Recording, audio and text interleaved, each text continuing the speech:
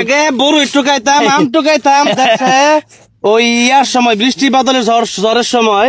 আর এখন সৌদি আরবে এসে খেজুর টুকাইতেছি, মানে খুব অনুভূতি ভালো লাগতেছে, মনে হচ্ছে আরেক বাংলাদেশে আসছি। আর বাংলাদেশে অনেক বাংলাদেশের লোক আছে এই ইয়াতে, সৌদি আরব। এই যে যাই হোক, রায়হানের হাত ধরে গেছে, রায়হানের হাত খেজুর, মাত্র এক গাছের কত খেজুর তুলবে, দেখেন একদম পাকা খেজুর, পাকা খেজুর, মাশাআল্লাহ। আর কিছু আধা পাকা আধা কাঁচা, যেটা রাসূল খুব পছন্দ করতেন বেশি।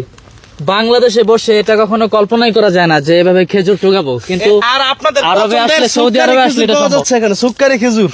রায়হানের হাত ভরে গেছে, এক গাছের তলে নিচে টুকাইছি। আর যদি সব গাছ টুকাই তাহলে অবস্থা কি হবে? আমার মনে হয় যে কয়েক মন খাজুর, মানে 10টা 20টা গাছের। তোমার কি সেই বল্লভদির কথা মনে পড়ে যাচ্ছে? হ্যাঁ, বল্লভদি, তারপরে 2500 মতন।